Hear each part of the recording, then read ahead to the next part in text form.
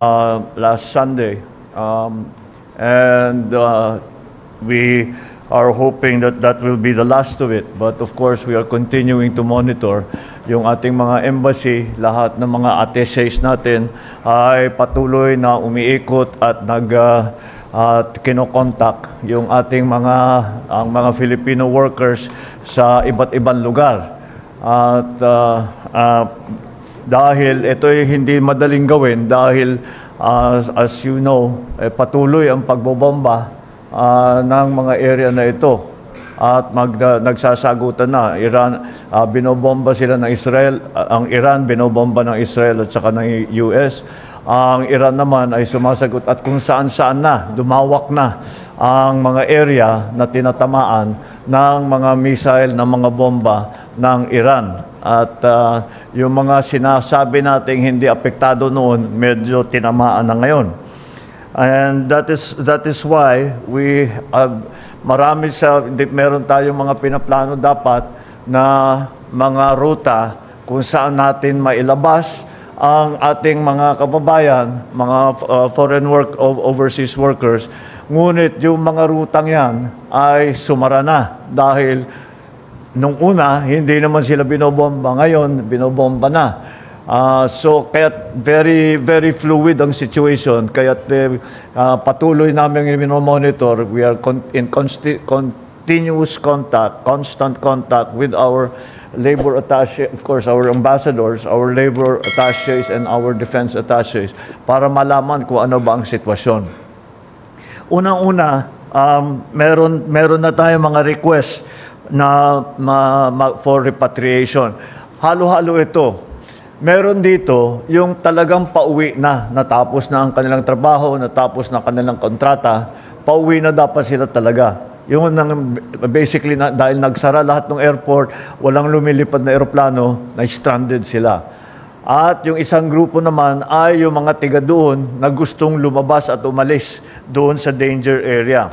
So as of early this morning, 10 ang gusto magpa-repatriate from Iran. Ang pinakamarami from Israel, 297, 22 from Jordan, 231 from Bahrain, 586 from Dubai, 270 from Abu Dhabi. Altogether, that's 1,416 Filipino nationals who would like to have requested repatriation. Ito ngayon ang problema. Ang problema, walang lumilipad na eroplano. At yung mga airport ay tinatamaan na. We have heard reports of attacks on different airports around the region. Generally this is by Iran. Yung mga tumulong sa Amerika at yung mga bansa na tumulong sa Amerika ay inaatake ngayon ng Iran as retaliatory strikes. Kaya very fluid ang situation. Ang assessment namin is delikado siguro magpalipad. Kahit na kaya nating magkumuha ng eroplano at ipasok, wala tayong magagawa. Dahil, number one, the airports are closed. There are all no-fly zones. This is a combat area. And ang kinakatakutan ko sa lahat ay yung nangyari, I'm sure nabalitaan ninyo lahat, 3 fighter jet ng Amerikano ay pinabagsak ng Kuwait by mistake. So, kung commercial airline, baka magkamali din at baka they will attack it by mistake. So that's what we are worried about. So siguro yung pagpalipad ay hindi muna natin gagawin. Ngayon, by land, meron mga option na nagsasabing by land.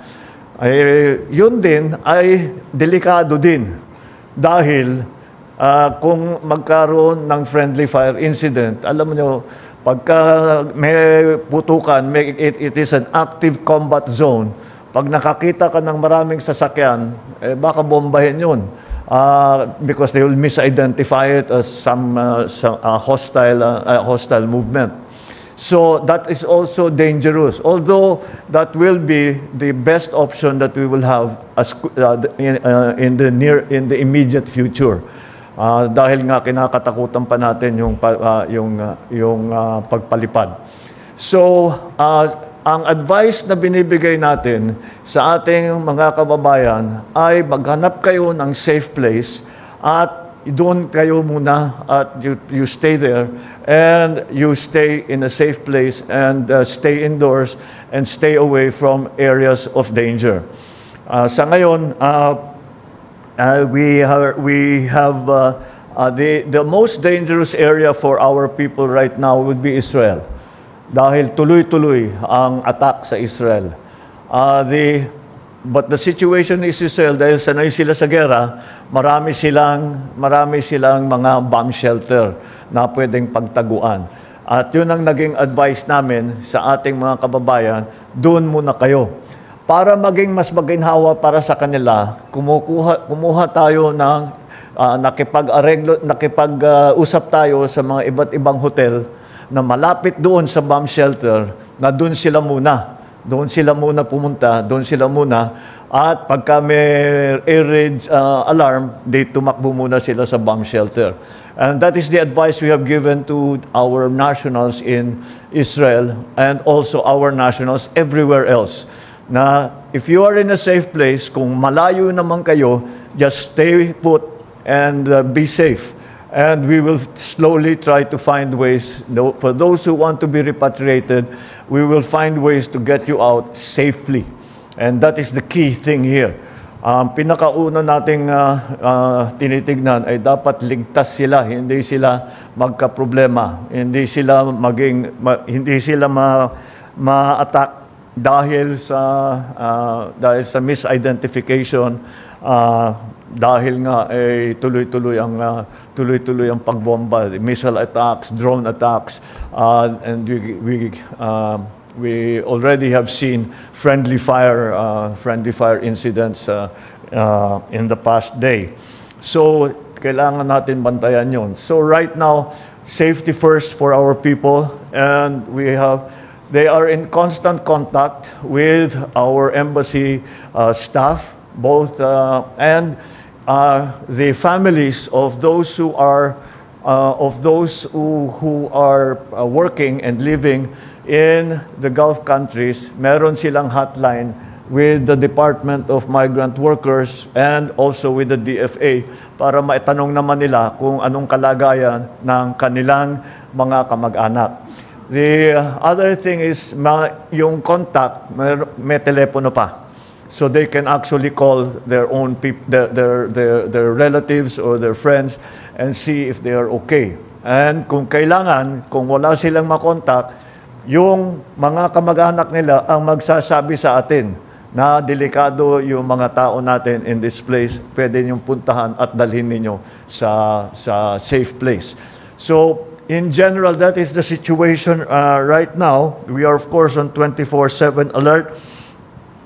The embassies and all our foreign posts have given the hotline numbers and all the other modes of contact. But essentially, ang advice natin sa kanila, shelter in place and follow the host government's advice. Yun ang magiging pinakamahalagang impormasyon dito, ay kung anong sabihin ng mga local authorities. Kaya mabuti naman dahil napakarami nating kababayan doon, marami tayong contact point sa mga gobyerno sa iba't ibang bansa kung saan nandoon may OFW na Pilipino. So ang ginagawa natin, sila ang tinatanong natin. Sila ang may pinakamagandang impormasyon na makapagsabi sa atin safe na ilabas ninyo na, i-evacuate nyo na yung mga tao ninyo. And what means of evacuation that will be, and where, kung saan idadaan ang ating mga kababayan para sila ay malagay muna sa safe place at eventually maiuwi dito sa Pilipinas. So these are the plans that we have to in place. Maglalagay na sana tayo ng mga quick response team doon sa mga crossing area. Pero kagaya ng nasabi ko, yung mga crossing area, kung maalala ninyo, halimbawa, remember when the Hamas attack was done in Gaza, dinaan natin sila sa Rafah crossing, nagpunta sila sa Egypt. Ngayon, ang karamihan ng mga Pilipino ay in Israel are in Tel Aviv. Malayo na yun sa Rafah crossing. So we have to find other ways. So sa ngayon, we are depending on the advice that will be given to us by the local authorities in the place where our nationals, where our people are. And that is what we are hoping we will be able to determine, to assess when it is safe for us to. We already are collecting assets, mga bus, mga sasakyan. We are already collecting those assets para pagbigyan tayo ng kahit counting window, sabihin, meron kayong 3 oras, ready na tayo para mailabas na kagad sila.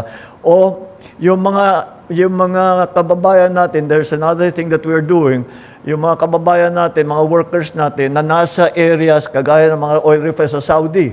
Oil refineries have now become a target. Maraming Pilipino doon.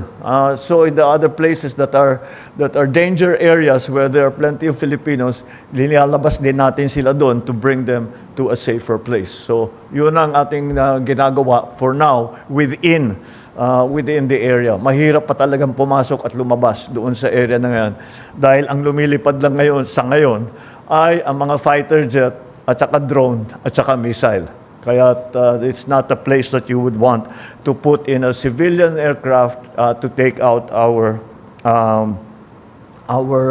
nationals. But as I said, the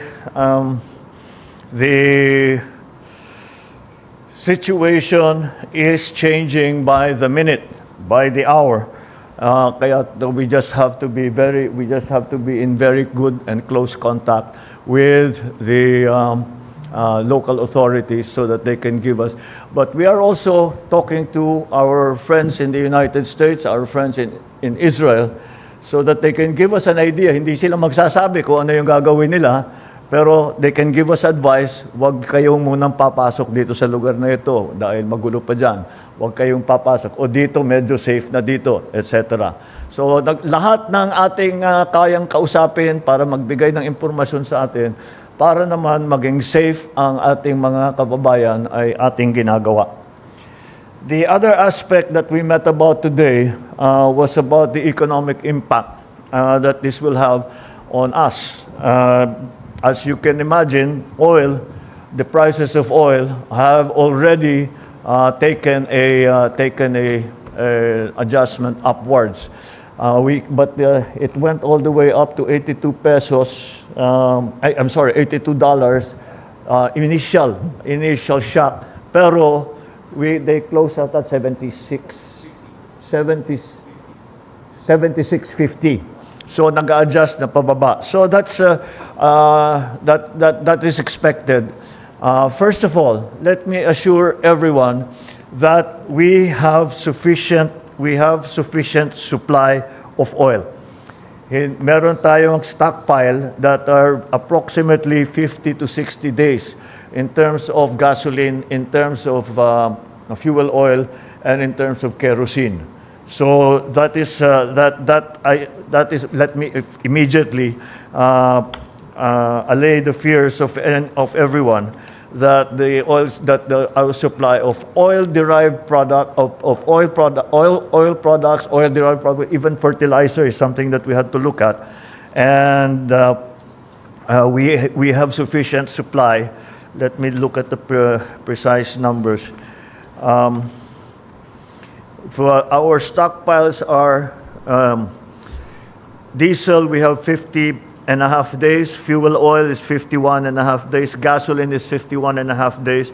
Kerosene, we have 67.5 days. Jet fuel, jet fuel is 58 days. LPG is 29 days. So we are okay for that period of time. Ngayon, to further provide the supplies of these oil products, ay yung ating mga pinagkukuhanan ng ating mga iba't ibang oil products ay meron din silang stockpile.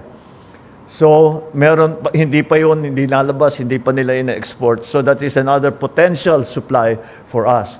However, we must be very clear that if you are a country that is holding a stockpile of oil products, you will export as little of it as possible so that you keep your own stockpile high.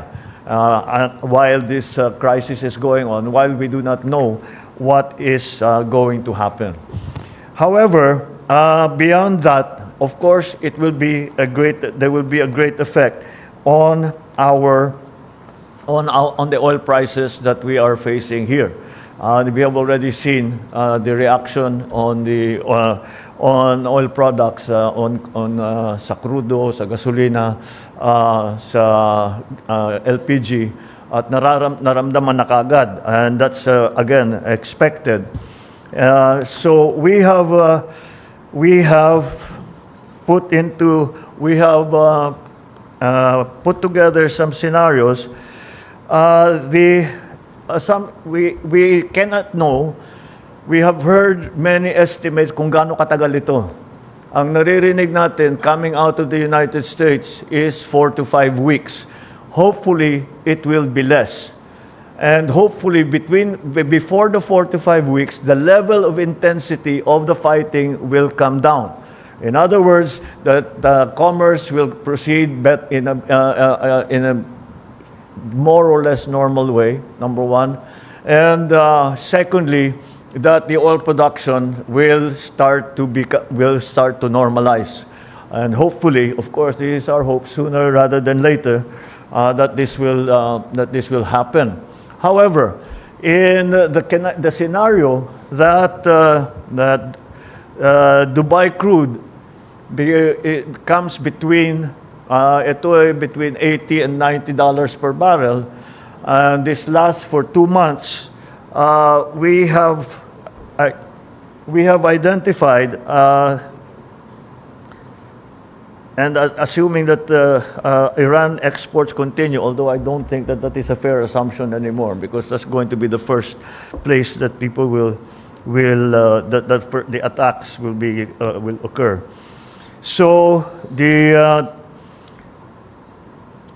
response of the government, some of the interventions that we are thinking about, is to have targeted fuel subsidies to the affected area, to the affected sectors, such as the transport sector, the agri-sector.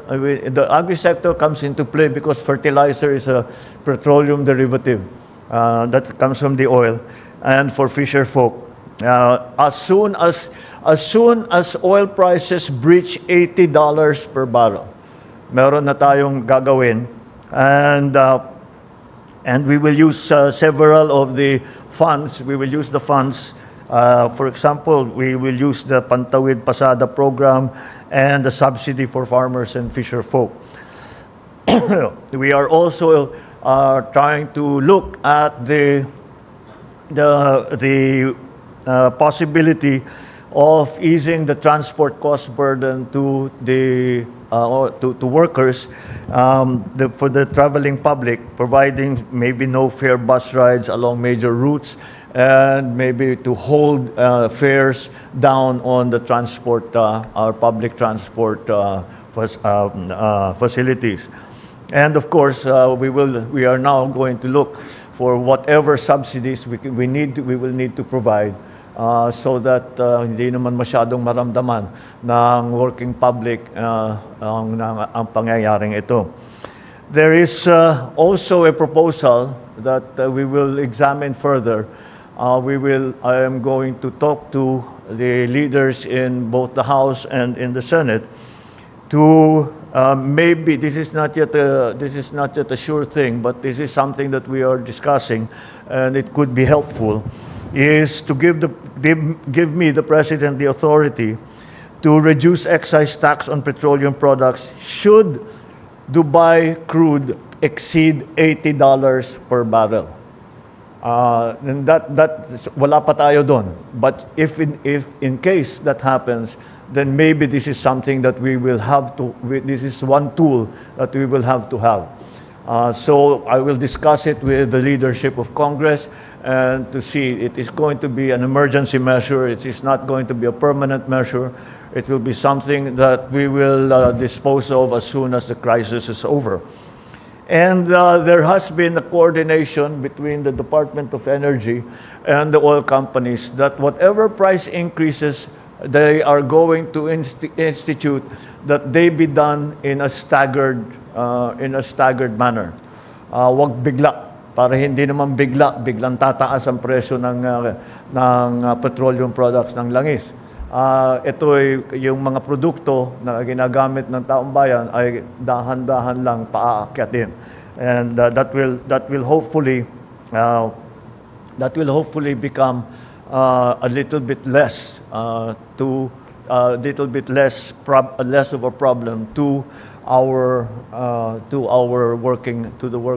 the working public. The other area that we looked into are what will be the effect on the remittances, because this is something that will affect the families of those that are remitting funds from our workers in this part of the world.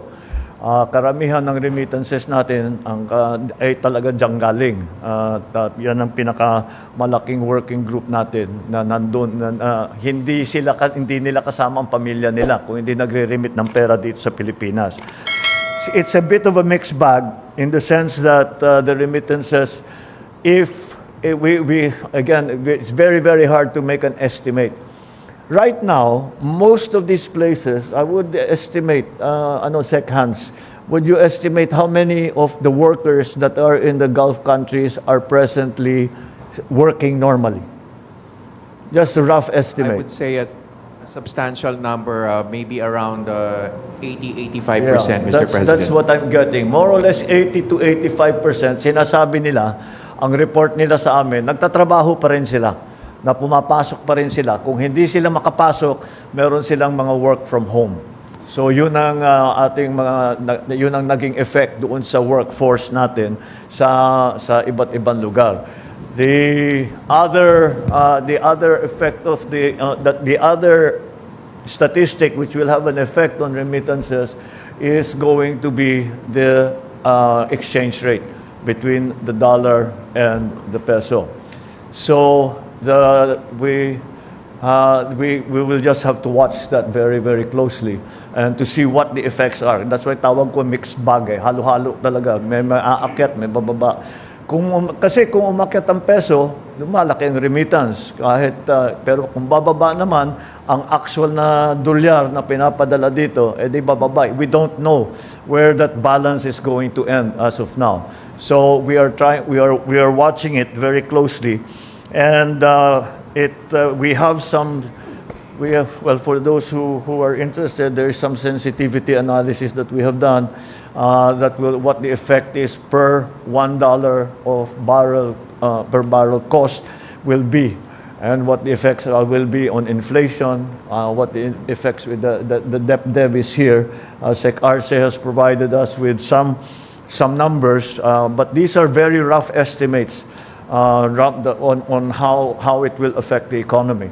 So right now, again, the problem that we have is that it is a very fluid situation. Now it's a very volatile situation.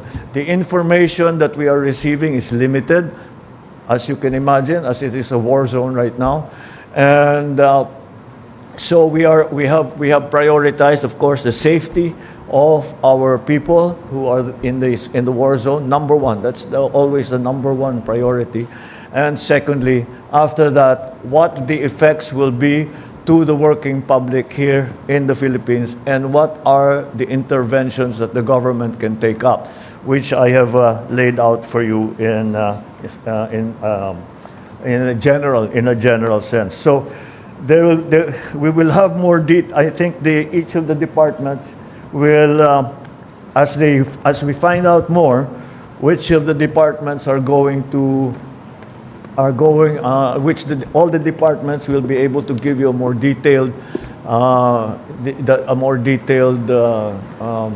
analysis of what we have. But again, please understand that itong mga numero na sinasabi natin ay hindi pa tayo nakakatiyak dahil hindi natin nalalaman kung gaano katagal pa na mangyayari ito, gaano katagal pa bago babalik, gaano katagal pa yung presyo ng langis ay wala tayong control, as you well know. Paano ang galaw niyan? Saan pupunta yan? Ay kasama na rin dyan kung anong level ng dolyar. Yung peso naman di gumagalaw as of now. Pero ang dolyar ang tinitignan din natin because they are all being, our remittances are being paid, are being sent to the Philippines in dollars. Okay, so that's the general gist of it. I will take a few questions and then I will leave it to the department secretaries to get in to give you whatever more detailed information that they can. Again, please understand that we cannot give you detailed information, very detailed information, not because we do not want to, but because we do not have it. And we cannot, hindi natin, ayaw namin manghula o mag-speculate. Tapos mag-react ng mga tao, may gagawin, sasabihin, it is worse than we thought, it is better than we thought. Mahirap magbigay ng mga speculative na especially the numbers. So, wag na muna natin pag-usapan yung mga numero at kung gaano katagal ito. But we have, again, we are planning. So, meron tayong best case scenario, meron tayong worst case scenario. Nakaplano tayo paano natin tulungan ang ating mga kababayan na nasa abroad, lalo na sa mga Gulf countries. Paano sila maging ligtas, maging safe, paano sila mailabas kapag may pagkakataon na, at kung ano yung epekto dito sa ekonomiya natin, at kung alin ng mga sektor ang tatamaan, at kung anong maaring gawin ng pamahalaan para tulungan sila na hindi masyadong maramdaman itong mga pagbabago sa presyo ng langis at sa pag-adjust ng presyo ng langis up or down. Hopefully, it will come down to back the normal levels that we had previous to this war. All right, so I'll take 3 questions before I'll... Thank you, Mr. President. We'll take 3 questions from the press corps related to the President's announcement. First question, Ivan? Rafi. Good morning, sir. Rafi Ayeng from the Daily Tribune. Sir, are you calling for a ceasefire, just like any other leaders in the globe? I will call for a ceasefire. Are you requesting for a ceasefire at least? It's not. We are not a party to any of this. Of course, we want the fighting to stop, but it's not the Philippines is not going to call for a ceasefire. The only people who can call for a ceasefire are those who are involved. We are only involved tangentially, if you want to call it that, because of our people who are there. So we have expressed support for the countries that have come under attack, and we have made our feelings known that we hope that this crisis ends as quickly as possible, and we are asking, of course, for the continued assistance for for the safety of our people. But let me do it now, if it will help. Let's hope that there is a ceasefire, and we, the Philippines, ask all parties to show restraint and to bring this to a close as quickly as possible. Thank you, Mr. President. The next question from Ivan, GMA7. Mr. President, with the expected oil price hikes in the coming weeks and disruption in the global supply chain, I think it's also a fair assumption na tataas din po ang presyo ng ibang mga consumer goods. Are there certain goods that we are bracing for, and what interventions are in place? Well, it all depends on how long this lasts. Kasi kung matagal ito, doon mararamdaman. It takes a little while for these price shocks to go through the system bago maramdaman yung daily consumers na maramdaman nila sa presyo ng mga iba't ibang produkto. But because there will be Siyempre, magkakaroon ng effect yan. Pero yung mga halimbawa, the only place where the transport has been disrupted is really in that area.